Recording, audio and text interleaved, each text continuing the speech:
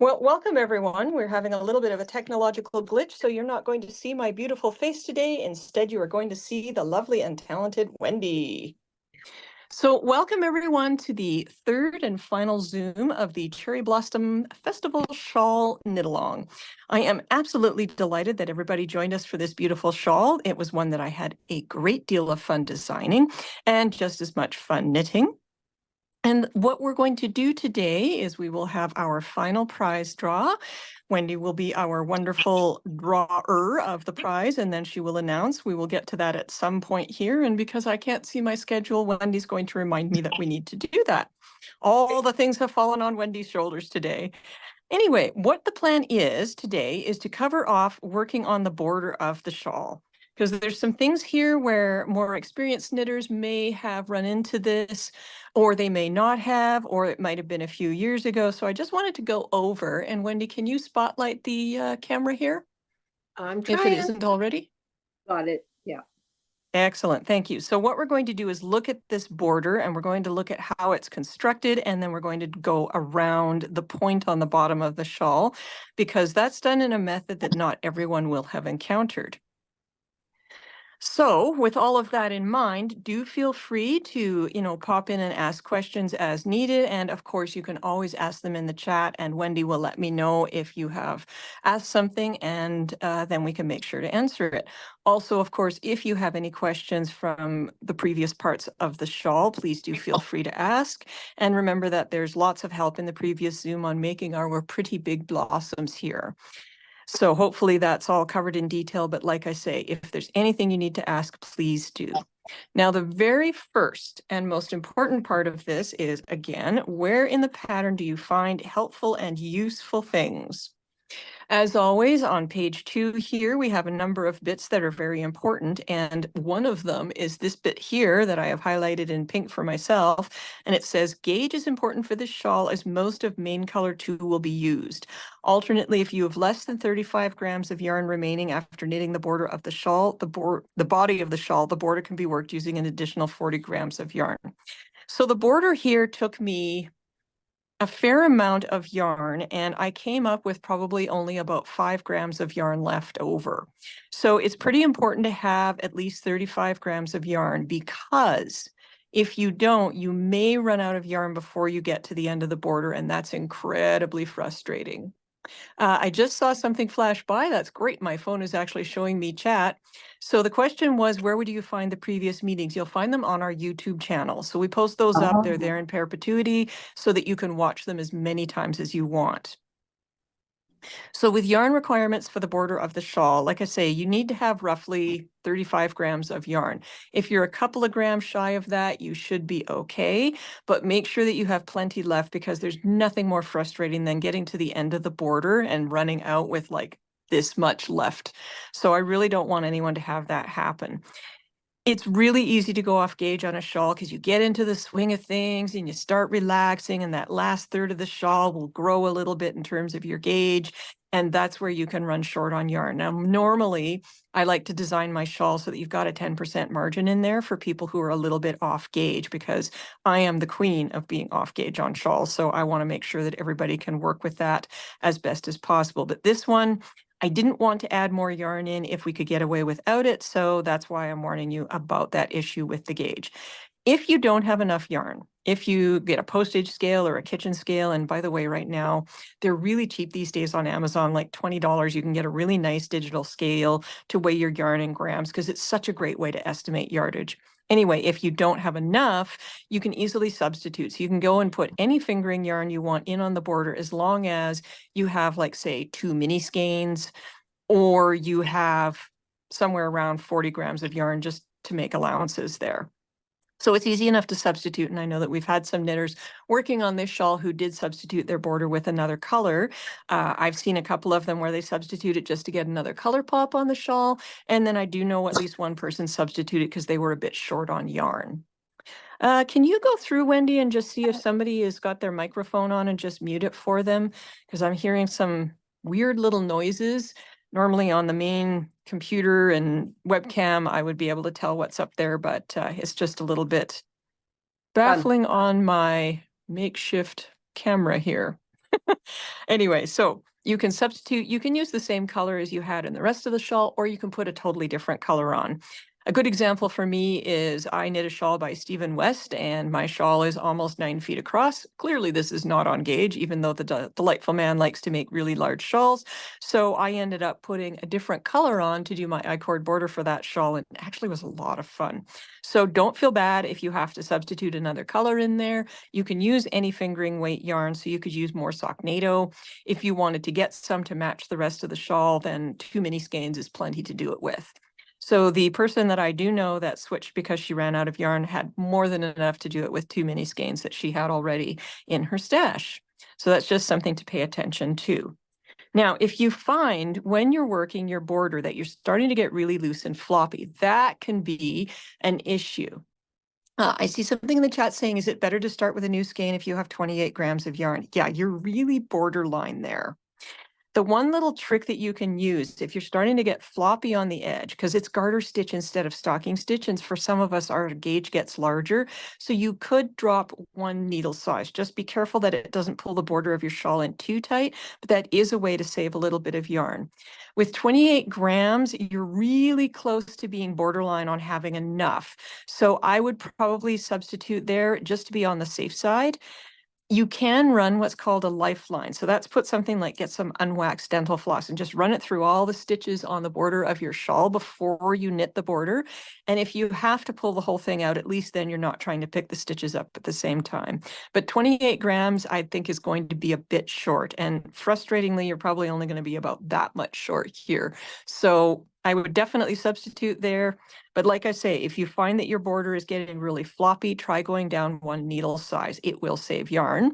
And if your border is floppy and starting to wave, so if the stitches aren't lying normally along the edge of the body of the shawl, then the issue is that your border is too big. And like I say, you can try going down a needle size.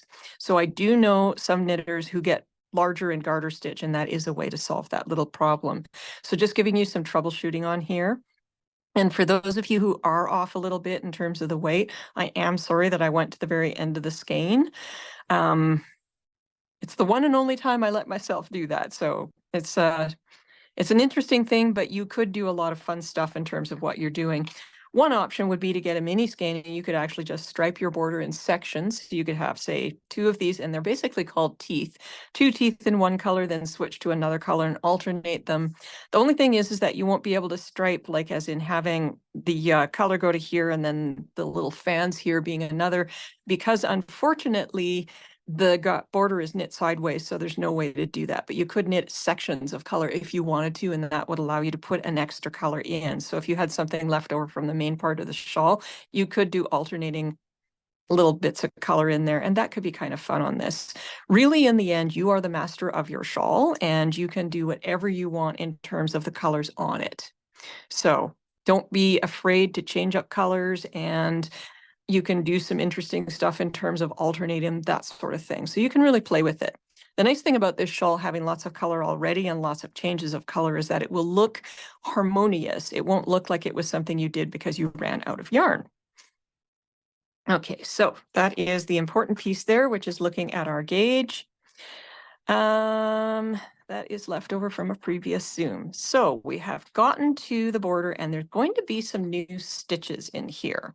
So on the border, we're going to do some things that maybe some of you haven't run into, because you saw a lot of this in prior years past in terms of the styles of knitting that existed. But I would say that in modern knitting, I don't see these all the time. And so for some of us, we may never have run into them, or we may need a refresher. So on page 4, I have a lot of the techniques that are helpful here. So for example, we remember about how to catch the strands and so on earlier in the shawl. And then today we're going to do a few things that have different kinds of names. So knit 1 elongated, wrapping yarn thrice. That's quite a mouthful. And what that means is that we're going to knit a stitch that is elongated. So you saw a lot of this in 19th century lace patterns, for example. A lot of British patterns do this.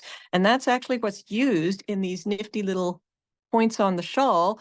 And they give you these nice long stitches in this little fan. And to me, it looked very much like the blossoms earlier in the shawl, which is why I chose to use them.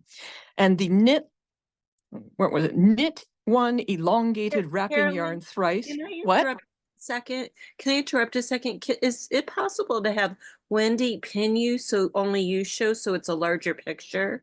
Yes, I thought we were pinned. So Wendy, can you go and click the dots on the right-hand side of me and then say spotlight?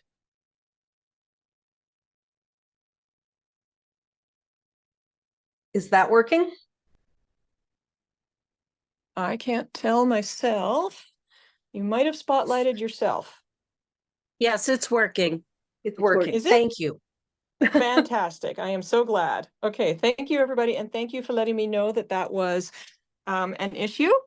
Wendy is unfortunately thrown into the master behind the scenes position, and we've never actually done that to her before. So if there's anything else technological that's giving you issues, just let me know.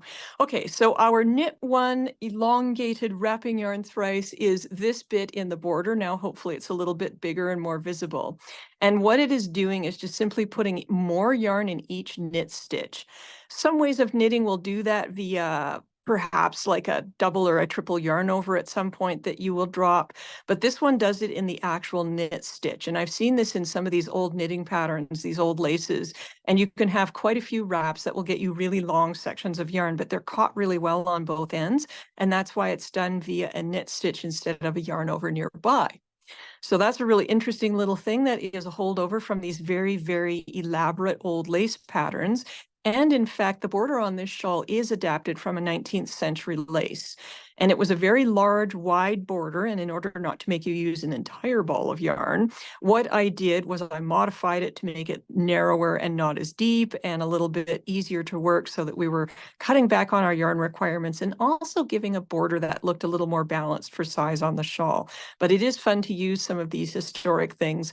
And so this is actually adapted from a 19th century lace. It's been pretty heavily rewritten, but these beautiful little blossom shapes are absolutely straight out of that lace. They're just not as large as the original was. Because I think that one probably was something that you would have put on maybe, say, the collar of a robe or possibly even a pillowcase. You saw a lot of these very decorative, figurative laces that would be used for things like that. And so they would be quite large borders. The other thing is sometimes historically, these would be knit on a very, like it'd be a very fine yarn, a lace weight yarn, and knit on fine needles so that you would have an awful lot of stitches involved, but the border itself wasn't too deep. Now, the other interesting thing about what I've done with this shawl here is that we have had to work around the point. So in working around the point, we will do something that you may never have done before, and that's we're going to short row around the point. This is a technique adapted from another type of lace, and you'll see this in Orenburg lace. Orenburg lace is, sorry? Okay. Orenburg lace is a style of lace that is developed in Russia, and it is a style of lace that produces something that looks a lot like those beautiful Shetland lace shawls. They're actually related, but Orenburg knitters were really pragmatic about how they knit their shawls. So instead of knitting various pieces and grafting them together, they would start with one border. They would pick up along that border and then they would knit the body of the shawl. And in order to work around the corners, what they would do is short row around them so that you didn't have to get a lot of fiddly stuff going and there wasn't a lot of grafting involved. So I actually borrowed straight from Orenburg lace in how we go around the point of this shawl. And I'm going to demonstrate that for you today, because what the short rows do is they put a little bit more fabric here and they allow the point of the shawl to stay pointy and to lie flat. If you don't do the short rowing around the point, then you won't line this motif up with the point of the shawl. And also what happens is you'll get a pucker and it might pull it out flat, and so it doesn't want to lie nicely. I just wanted to keep that nice arrow shape throughout the entire shawl, so we are short rowing around the bottom. For those of you who haven't done that, it may sound scary, but it's actually not bad at all. And you're going to find that it's really easy once we demonstrate this today and you go to work your point. So a couple of other things that you may or may not have run into. One of them is a yarn over, and that is a double wrapped yarn over. And when we work these in lace, the purpose of them is to make a larger hole in the lace. So it's just adding a decorative element. So you can see that some of the holes here in this border are larger. So you see how these ones here are larger, and then some of them in the body of the lace border are smaller. So these are done with a double yarn over, and that just gets nice drama in terms of the size of your lace hole. they're not difficult to work, but it is something you may not have seen. And to do a yarn over, you literally just wrap the yarn around the needle twice instead of once. So I'll demonstrate those for those of you who haven't done this. And then the other one that you may or may not have done before is a yarn over 3 times. And it's exactly the same thing where you're going to wrap your yarn around the needle 3 times instead of once. So pretty simple, but when you need to remind yourself of how to do these, the instructions are here, especially for the knit 1 elongated wrapping yarn thrice. So always fun to see things that we haven't done before. And I do get a lot of fun out of coming up with things that are a little bit different and pretty at the same time. So now the way the border starts is that we have to begin at the very tip of the shawl. And what we're going to do is a little bit of a taper towards the full width of the lace. So in the shawl, you'll see that there's just a little bit of a taper up because the lace here is, for the most part, 5 stitches wide. And this is called a knit-on border.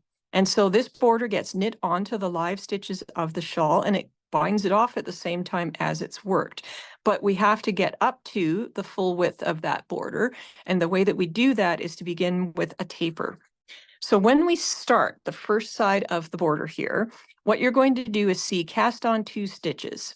So you're going to have all the stitches of your shawl on your needles. And what you're going to do is take your new color, your border color, whichever one it's going to be, and you're going to cast on 2 stitches on using the first stitch on the left needle as a beginning point. So just use a knitted cast on for that because it's the easiest way to go. So a cast on the edge of something is done very simply. So this is actually a swatch we're going to look at in terms of how to do the lace motif. But to do a knitted cast on, I would just literally make 2 new stitches and add them to my needle. So this is your cast on 2. So you just begin with that stitch, cast on 2, and you're away to the races because now you can start creating that taper up to the full width of your border. So that's what the setup rows here do, is they bring you up to the full width of the border.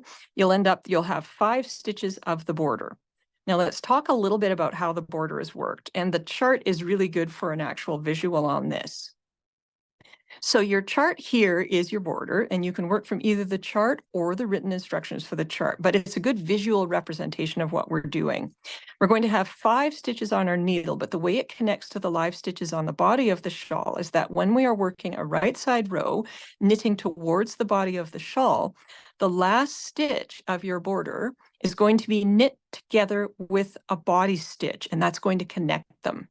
So I'm going to demonstrate that, but that's what these red dots are, and that's how it continues to attach to the body of your shawl and continue to bind it off at the same time. So it's a nifty little thing that works really well, and you'll see lots and lots and lots of knit-on edgings that work this way. So you can knit on a cable as a way to finish off the edge of a border. You can knit on an I-cord, so it'd be an I-cord bind-off in this case. Lots of different things do this, and they will put something decorative on the edge while binding onto a live stitch on the shawl. So this is a good visual representation, and like I say, we're going to do a demonstration of how it works, but I just wanted you to be aware of the fact that we have to get up to this width in order to start working these charts, and that's what those setup stitches do.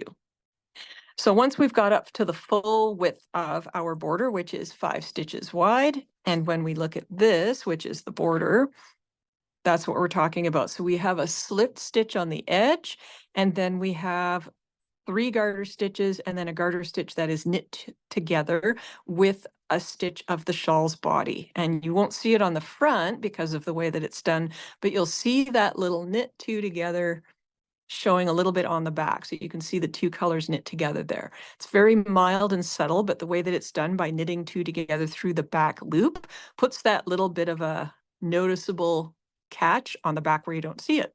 So the front looks really nice, smooth, and clean. Okay, so we have done our taper up, and then what we will do is we will work a number of rows first, and it's going to tell you which rows in your chart or written instructions for the chart to work, and then you're just going to start knitting the chart, and you're going to repeat it quite a few times along the edge. So when we go to knit this, I'm going to work from the chart here to demonstrate, but I wanted to show you how some of these stitches that you might be a little less familiar with look. So I've got me a great big swatch, and this poor swatch has done a lot of work throughout the last couple of months because it's demonstrated everything from center double decreases to now a lace border. So I have put a bit of lace border on here, and what we're going to do is work part of it together so that you can see how it goes. And again, for those of you who are experienced, you may find some of this is things that you already know, but for those of us who have not done this before, I think it's a really good way to see how it works. So on this lace, which is a garter stitch, we're going to start with this row here so that I can demonstrate this portion of the lace border to you. So we start with a simple slip the stitch. Because it's garter, we're slipping that stitch with the yarn in front. We're going to knit 3 body stitches.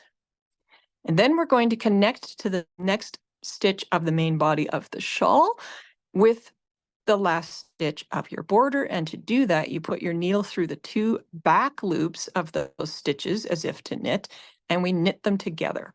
And now they're connected.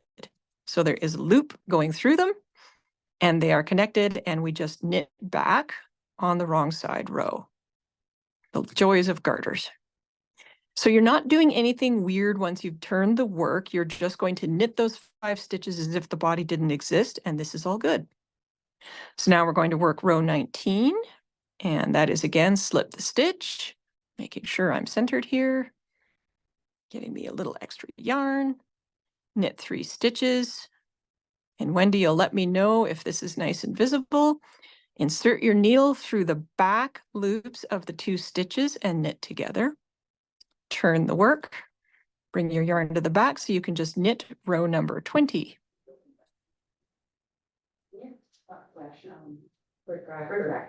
And now what we're going to do is we're going to knit row 21, which is another exciting repeat of this, where we knit our 3. And Wendy, can you mute yourself? Thank you. Okay, so knitting together through the back loop, and Wendy is kindly muting, by the way, because she's in the storefront. Whoops. Okay, I split my stitch. This poor little stitch has been worked many a time. Okay. Knit 2 together through the back loops, and now we're going to be able to do something a little bit more exciting on our chart. So now we're going to start setting ourselves up to make the border wider and get that pretty little blossom going. So these double O symbols in the chart are your yarn over twice. So we turn our work, and what we're going to do is knit the first stitch. Oops, I did something dumb and dropped a stitch. Look at that. All the practice in the world, and you can still do silly things on camera. So let's fix this. Okay. One more time with excitement. Knit 2 together through the back loop. Okay, now we have our 5 stitches behaving properly. So we're going to knit 1 stitch, and then we're going to make a double yarn over. And a double yarn over is wrapping the yarn around the needle twice. Easy. Knit the next stitch, wrapping the yarn around the needle twice. Knit the next stitch, wrapping the yarn around the needle twice, and then the last 2 stitches here are just knit. So now we've set ourselves up for the next row where we are going to work into those double yarn overs. That's going to add 3 stitches and give us a nice big hole there for our lace at the same time. So we're going to work row 23. For those who have not worked with double yarn overs before, you have to knit and to purl into it in order to make it work. So when you get to it, you'll see on the chart and in the writtens that you're going to slip a stitch, knit 2, and then we purl the second stitch into the double yarn over. And that gives us a nifty big hole there, and you won't notice the purl bump at all. It's going to be fine. Knit 2, purl into the yarn over, knit 2, purl into the yarn over, and then our last stitch is again knit together with a body stitch, and that continues to connect our rows to the body of the shawl. So now we're going to work row 24, and that is just plain old knit, but we have gone up to a larger number of stitches at this point, thanks to our double yarn overs. So it'll look a teeny bit wonky at first when you're doing this, but don't worry about that. It'll settle down right away as soon as you've knit that next row. And then the next 2 rows are just plain old knit, just normally. So we're going to slip our first stitch, knit to the last one, knit 2 together with the body. So these are just adding the lovely fluffy bits on the top of the blossom. These would be the little petals, just about to burst open. At least that's the way I thought of it as I was choosing this border. Knit 2 together with our border stitch. And then we're going to knit back to the outside edge.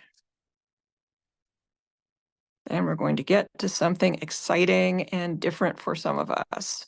And this is where we're going to do the knit 1 elongated yarn over thrice.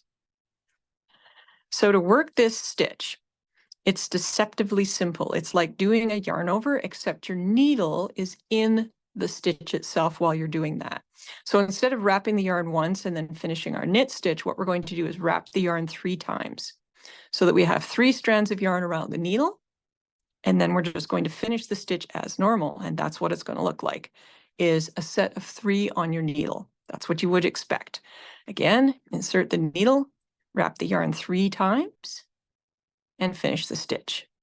So we're going to do this 9 times, as I recall. Basically, we're going to go all the way to the last 2 stitches. And you can see that sometimes the last part of the leg of the stitch will just flop over a bit. Do not worry about that. It does not matter in the least. They can lie nice and perfectly parallel, or they can kind of wiggle around a little bit. Really doesn't matter.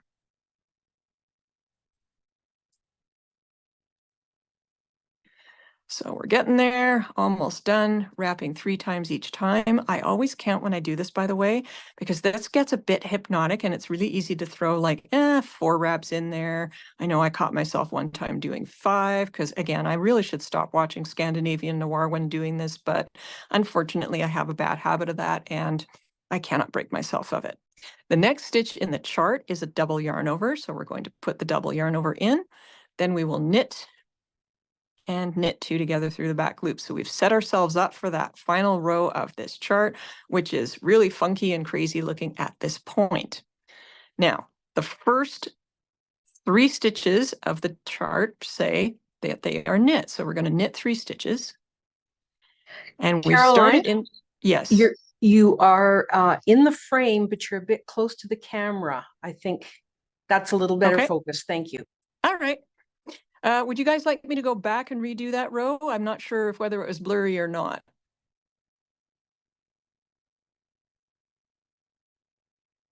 I'm going to demonstrate that again anyway, so.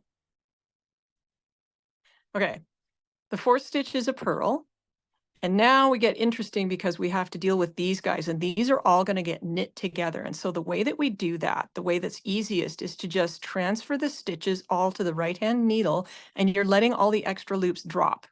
So you're putting 1 loop over the needle, grab the front of the stitch, and just let the rest of the loops fall off. You're still going to have it caught on your right-hand needle, but they're now big loops. So again, it's similar to a yarn over, but not exactly the same. The one on the end is going to be a bit bigger and looser, and that's okay. Now, you could transfer them all back to the left to knit them together, or what you can do is just take your left-hand needle and put it through all of the loops on the right and just finish the knit stitch. And now you've caught all of them together. So this is kind of wild and kind of crazy, but it's going to give you your blossom. And we will do this again because I'm going to demonstrate going around the point. And then the very next row, the first one here, you'll notice the first stitch isn't slipped, and that's because it just helps you to get this all nice and tight. Whoops, trying not to float up towards the camera. So the first row of the chart will have you going right back down, and then we'll knit back just so you can see what our blossom looks like now. And I just realized I never turned on my nifty additional light. Let's do that because that'll make it a little bit easier to see what I'm doing. So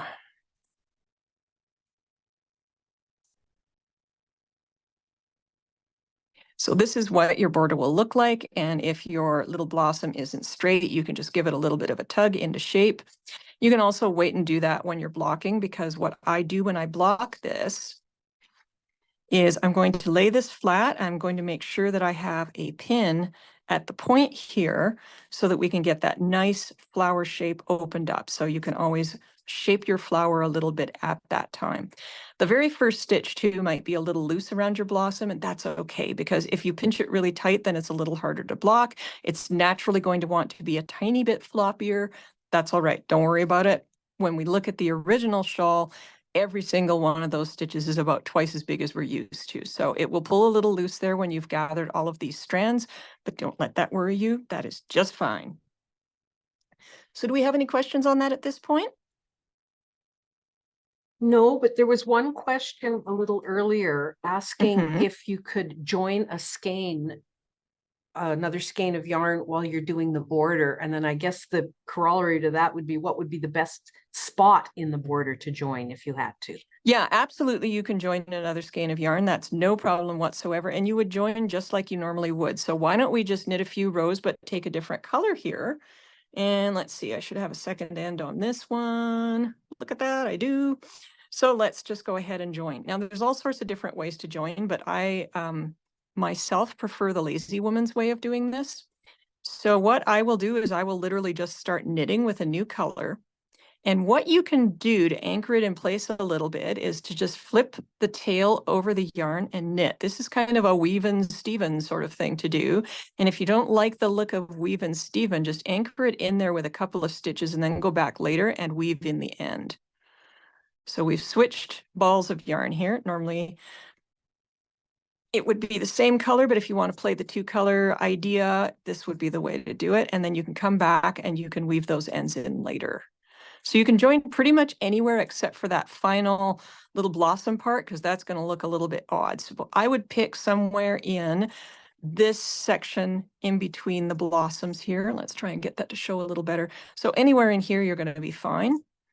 And the first part of the chart, or written chart version, is just garter stitch. So that's a great place to do it because you've got lots of nice foundational stitches to weave in later. Thank you. We now have No another problem. question saying, can you Mhm. explain the relationship between instructions on page 8 to the chart instructions? Does the chart include page 8?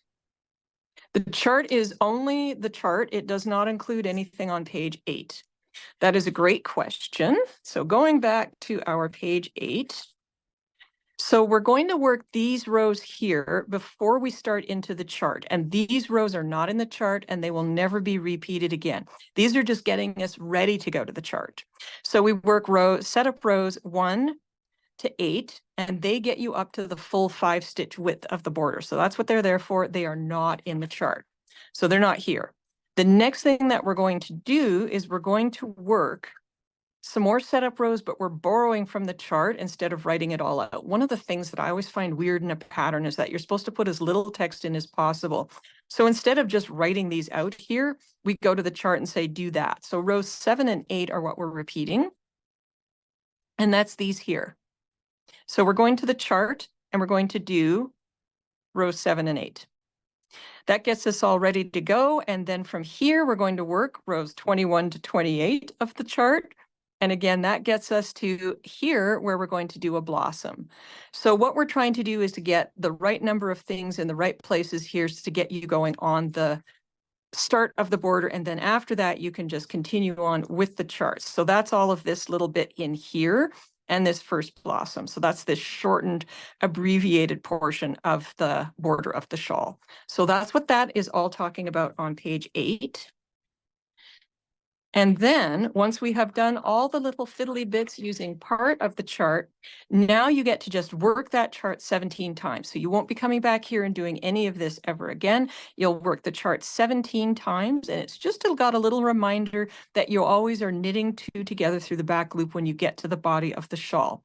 So 17 repeats. So we've done little fiddly bits to get us going on the edge here and get the first blossom there. Then we're going to repeat this, which is 1 repeat of the chart 17 times, and that's going to take us all the way along until we're just 4 stitches away from the point. So it's going to take us all the way to here. And now I have another swatch set up with a mini shawl so that we can look at that and see what we do there. So that was a really good question. So once we have worked our 17 chart repeats, then we're going to go to page 9. And this is a separate section just to help you with it and keep it straight. So turning the point. So I marked off here that we're going to use short rows to turn the point, and that's what the instructions here are, is getting around the point of the shawl and making the motifs.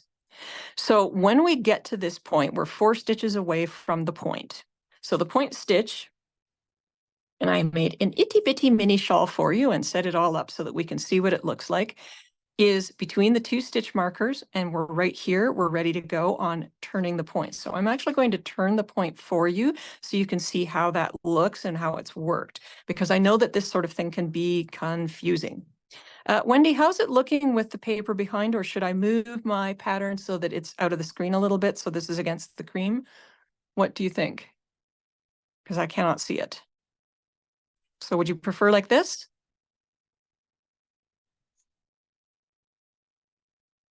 Well, I'm not hearing any feedback, so I'll leave it like this. And if there's any issues with the views, just let me know. So now once we get to this point, we've worked our 17 repeats of the chart. We're going to start off working rows 1 to 8, and that says that we're going to work rows 3 to 4 of the chart 4 times. And where's our chart here? Rows 3 to 4 are, oh, wait a minute, I'm going way too far in my pattern. Rows 3 to 4 of the chart are just simple garter rows. I'm wrestling my chart here. So 3 is we're going to slip 1, knit 3, knit 2 together through the back loop, and 4 is just knit 5. So we're going to work those 4 times. So I'm going to do that for you here so that we can see the entire process. I know it's deeply exciting to watch people knit on screen, but it's a good idea to be able to see the entire turn, I thought. Now I've got the yarn tangled in my hand because, you know, trying to demonstrate. And it can be easy to forget where you are. One of the little things that I do is I either have a row counter that I'll click beside me, or I'll just literally talk to myself in my head and be saying 3 is I knit this, and then 4, it's kind of like a Sesame Street episode with a count. So this is 3, this is 4, because we're working a total of 8 rows here.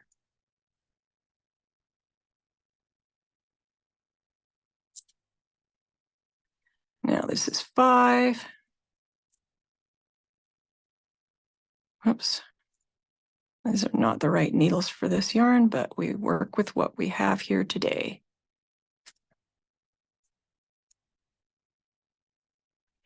And 6.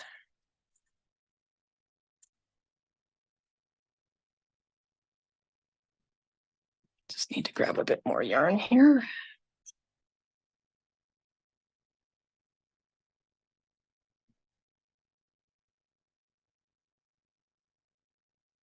7.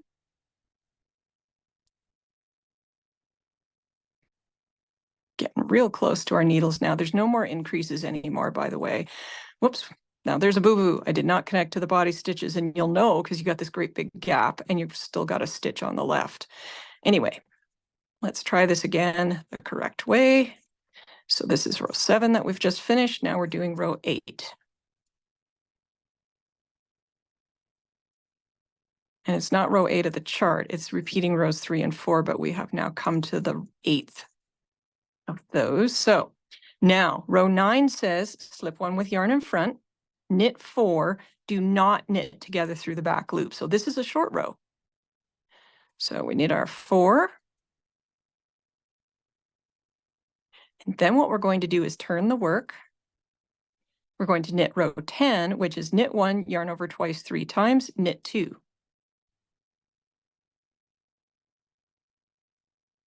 Knit 1, yarn over twice, knit 1, yarn over twice. And then our knit 2. So that did not connect to the body of the shawl. That's a short row. So that's giving us some stretch, some extra material to go around the corner and not pull that into a weird distorted shape. The next row is we're going to slip 1 with yarn in front, knit 2, purl 1 3 times. Now in this row, we're going to knit 2 together through the back loop using the center spine stitch, but we are not going to take that stitch off of the needles. So what does that look like? So we're going to slip 1, knit 2, purl 1. And obviously you can follow along with the written row as you're doing this. This is not in the chart because I don't want to confuse people. So you have to follow the written instructions here. You see the big gap there? That's from our short row. That's just fine. So now what we're going to do is slip that briefly over there, take our friend the stitch marker off, put him back there, and we're going to knit 2 together through the back loop. And we don't want to get rid of this stitch on the left-hand needle. It's because we're going to work into this again. Yep, so we're leaving the center stitch on the needle. Now we turn our work and we're just going to knit 11. So it's going to be a bit weird, but bear with me.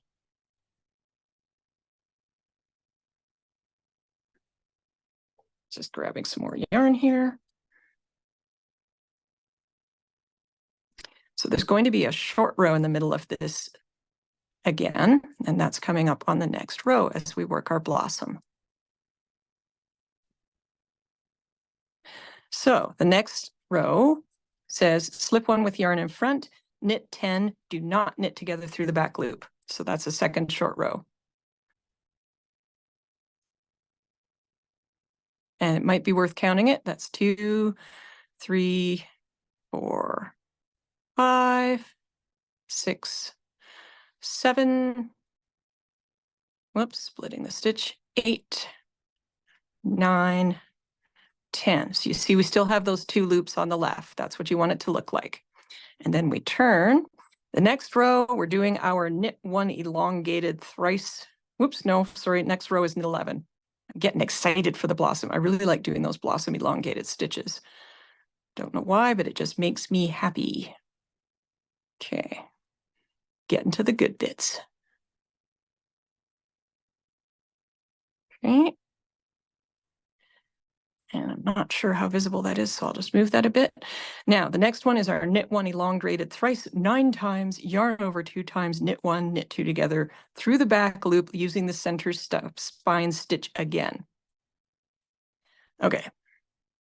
So we're going to slip, nope, we're knitting 1, blah, blah, blah, sorry.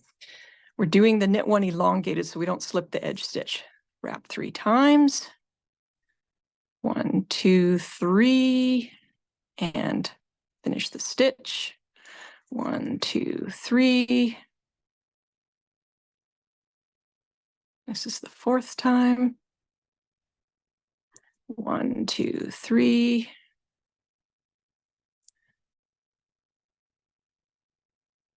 Now, if you lose count of how many you've done, you can easily space them out on the needle, as you can see I've done here. So we have 1, 2, 3, 4, 5, 6. That's our 7th. 8. And 9. Now we do a double yarn over. And then we're going to knit 1. And then we're going to knit 2 together through the back loop using the center spine again. Now, there's a number of different ways that you can do this. If you're having trouble. Oh, okay, I did something dumb previously. This was actually supposed to be looped through like that. Okay. I'm actually going to take back on this, and I'm really sorry, guys, but I did something a little bit weird here, and I don't want to confuse you. So we're going to go back to when we worked that center stitch, because I did something a little bit odd there. So bear with me. Sorry about that. This is what happens when you can't see what you're doing. Thank you, Zoom. Okay. Going back. So we have a few things here that I have to fix, and I'm going to do that. Row 11 is a right side row. Okay, I'm going to take back one more set of stitches here. Sorry about this, but you know, it's always nice to know that even the designer can have a dumb moment.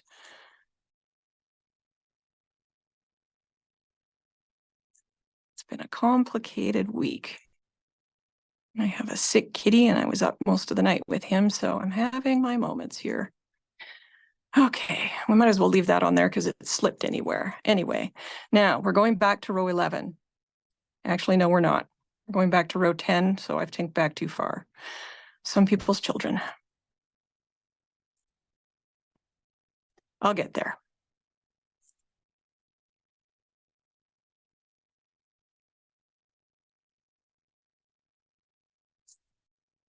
knit 1, yarn over twice, knit 1, yarn over twice, knit 1, yarn over twice, knit 2. Okay, now we're going to do row 11. Slip 1 with yarn in front, knit 2, purl 1, knit 2, purl 1, knit 2, purl 1, and now we're going to knit 2 together through the back loop.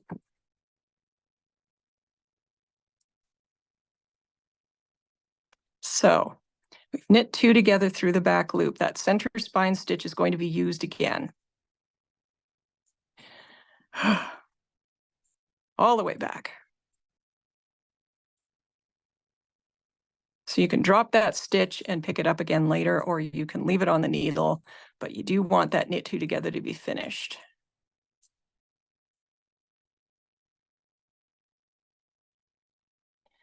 Now we're just doing our blossom petals. 2 more rows, and then I get my favorite little elongated stitches, and that's when we will go and pick up that center spine stitch and work into it again. So you see it lurking there, ready to be used a second time.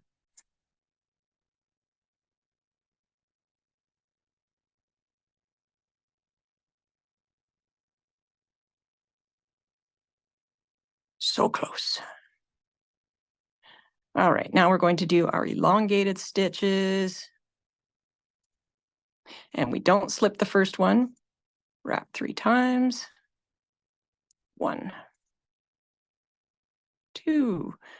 There's a little thing, by the way, that I do for continental. It'd be different for English knitters. If you're having trouble with keeping those wraps on there, I tend to push them down with my finger. It's just a little thing. Whoops, let's try getting in this stitch here before we do that. Didn't even realize I'd do it until I was looking at my own hands just now.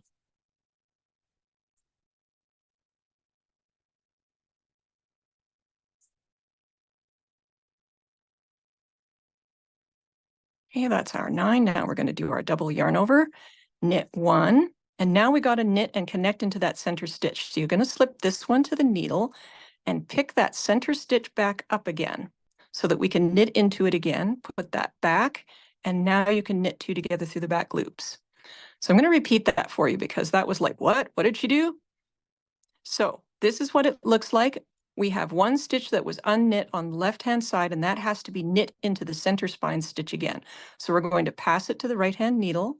We're going to pick that center stitch up, and you'll want to get it on your needle the way it normally would to knit it. Put that stitch back on, and then you're going to knit together. So that connected to that center stitch again. I hope that made sense to everybody. It is in the written instructions. Basically, some way, somehow, we got to connect to that stitch again so that we have this all anchored. And then we will knit the next row, which is our knit 3, purl 1, and then knit 9 together. 2, 3, purl 1. And this is where we get to practice dealing with those loops again. So we're just going to pop those onto the right-hand needle, just grab the loop, drop the rest of it.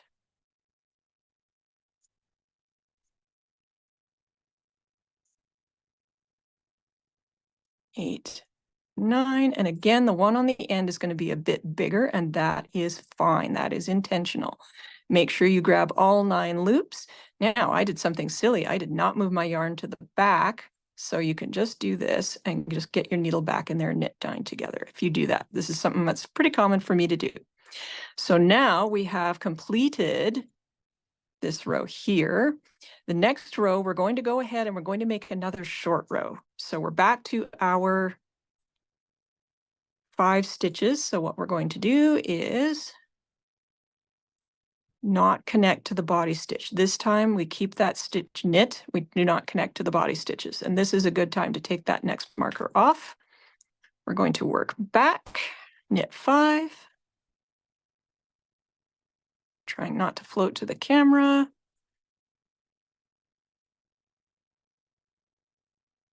And now on the next one, we're going to work rows 2 to 3 of the cherry blossom stitch or the chart 4 times, continuing to knit through the back row. So now we're going back to normal stuff. Slip our first stitch, and you can go back and look at the chart if you want. This is just plain old garter rows, I know that. Knit 2 together through the back loop. And I'm going to knit a few rows, and then I'll just show you what this looks like. From here, there's nothing weird. You have finished all the weirdness in the turning the point. There are no more short rows. So it happens 3 times. I'm just going to do 2 more rows here so that it can lie nice and flat, and you can see what it looks like. So what this is doing is putting a chunk of garter in there, and then you're going to work the blossom again so that you've got 3 of them around the point, because it just looks nice that way. As a designer, I made the decision to do it this way to get you a nice decorative point that lies flat and hangs evenly. So now at this point, when we look at our itty bitty shawl, we can see that it looks like the big one in that you have a blossom that is connected to the center spine, and you see how it's happy to lie flat. So all of this short row stuff is to get you extra fabric in here so that it can roll around the shawl without giving you any puckering. So continuing on to working the point here, you're working these 8 rows here by using the chart, and then you're going to work rows 22 to 28, which does a blossom again, and that is, we came and we did this bit here, then here's turning the point, and then this is the next blossom, and you can see it's connected with some garter stitch. There's no yarn over bits in there because it just gives it a nicer, smoother appearance. There's actually the same number of rows here. It's just sitting a little bit different because of the way that it's been worked. And then once we've got this blossom done, we repeat that chart 17 times again. So again, we're repeating 17 times. And then the last part of the border here, what we're going to do is just taper back down to the point and knit off that last stitch. So does anyone have any questions at this point? Do we have any questions, Wendy? Hello, anybody? I don't see any questions in the chat. Does Okay, anybody great. have anything? my- We are at 10:53. Yes, I'm aware. So Okay. we do have me making a little boo-boo. Now, if you weren't sure about that and you didn't want to go back, you could have simply knit together through the 2 loops that I'd left on my needle. That's not going to harm anything. It would just mean that you wouldn't have quite as symmetrical a little pair of bumps there. So I made a little boo-boo and ripped it back because I was being a perfectionist. I could have just knit the 2 together with the other one, all 3 strands through the back loop. If you don't know what I mean, just run this back a little bit and replay later, but there's lots of different ways to deal with that. I went back because you get that nice symmetrical short row pair of little yarn overs around the tip of the shawl if you go back and do it the way that I did.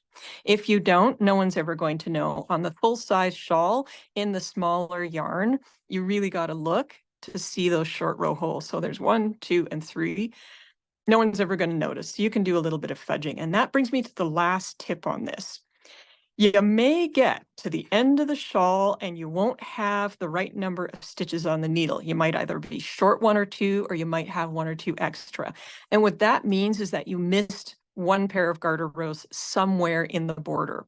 Could be that that happens at the point too. So if you get to the point and you have still a stitch or 2 before that point stitch, so you've worked your 8 rows here, and oh my goodness, I still have a stitch before the first stitch marker.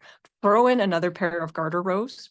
If you do not have enough stitches to work this four times, these 2 rows 4 times, don't worry about it. Just work to that stitch marker, because you can do a little bit of fudge fixing. Now, if you are extremely perfectionist, you can rip back and redo the whole border, or you can either add in a couple of rows of garter to use up any extra stitches that you have, or take out a couple of rows of garter because you will never find them again. I am pleased to say that this border worked out perfectly, but I have done knit-on borders that are similar many times, and If you make a boo-boo, you get distracted, the cat grabs your yarn and ran for it. Trust me, Indy does that all the time to me, and it's very distracting. You can easily fix it, and 2 garter rows somewhere at the ends will not be noticeable. So that is my little tip. I give you permission from my many years of knitting to do the tiny fudge factor, because you will never be able to find it later on, and it will not be a problem. Knitted on borders that are done in garter stitch, I don't know why, but it's the easiest thing in the world. So if you get down to the final point and you have the wrong number of stitches to do the little taper, just either take out or throw in a few extra garter rows and no one is going to know. It just honestly won't show, because you can see the way it's blocked. They all get compressed together anyway. So to try and count that versus the other one, you won't see it. So I give you permission to cheat. Now at this point, I'm going to have Wendy draw from the people that are here for a $50 gift certificate. And it is our final prize for the KAL. I really appreciate everyone joining. And don't hesitate to send me questions if there was something that wasn't answered in this Zoom, whether this is during the KAL time or whether this is, past the KAL later on. If you've decided to knit this shawl, always feel free to ask for help, because that's part of what I do as a designer, is to support the patterns. Anyway, Wendy, without further ado, would you like to draw for a gift certificate?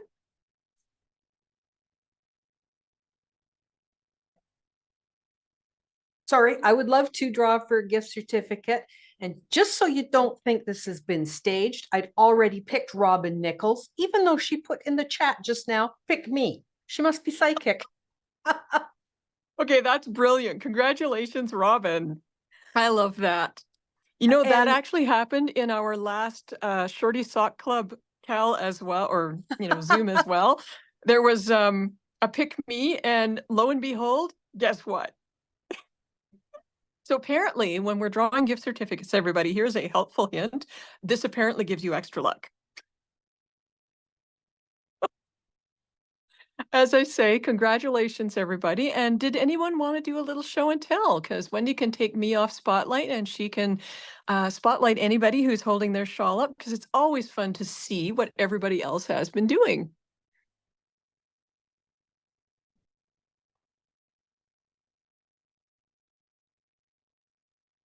Oh, good Lord.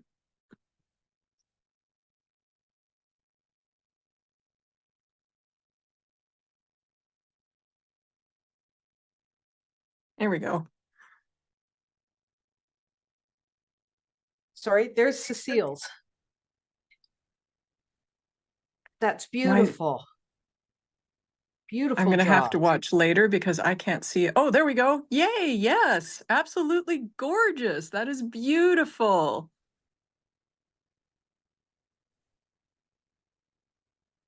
Alrighty, okay, and Looks like Stephanie's going to send or show off hers. whoops. I'm sorry, folks. I am trying to get there. There we go. Stephanie. Whoops.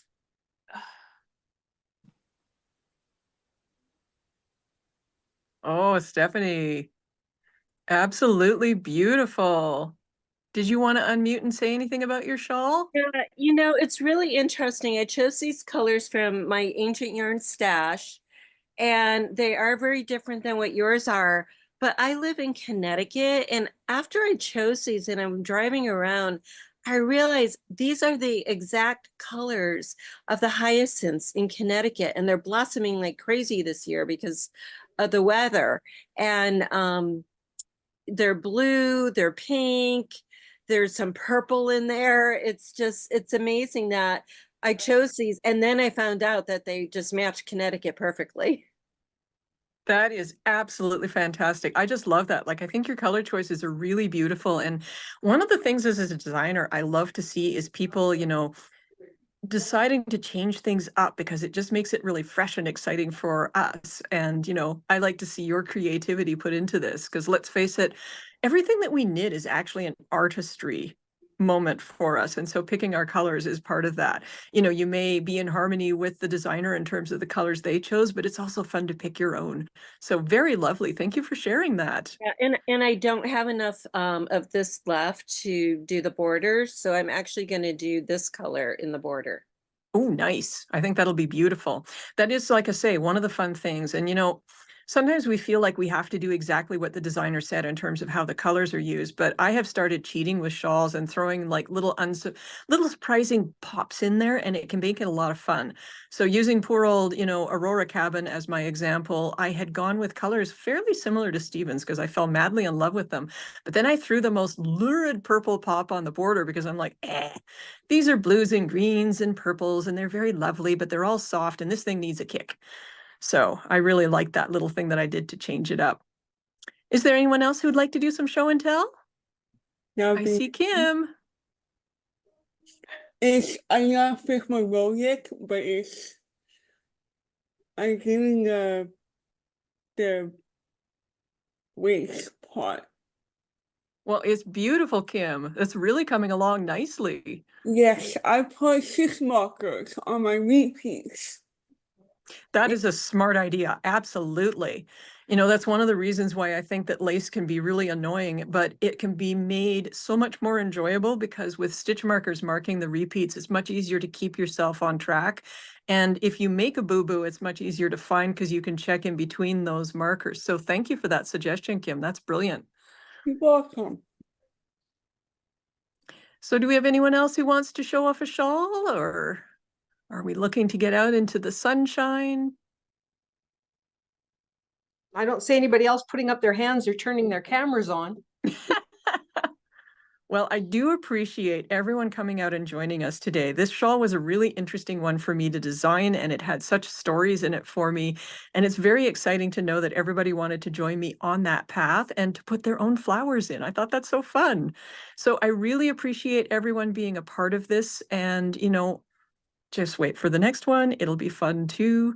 But in the meantime, again, if you have any questions, feel free to ask. And I wish you all a very happy knitting. So I think that we can end ours. Can I just butt in for a minute? Where do we send the questions? Oh, just email info at Ancient Arts if you want, or you can email Caroline@ancientartsfiber.com directly. Both of them will come to me. So if you forget my email, just go to the website and use the contact us, and it'll come straight to me. Okay, thanks. My pleasure. And if you're really stuck, we can always set up a teeny Zoom. I've done that before for people, and I'm more than happy to do it again. Okay, if we don't have any other questions, then I think, Wendy, you can end our Zoom. And thank you again to everybody, and have a fantastic weekend. Thank Thank you you, very everybody. I'll wave under my camera. Bye-bye.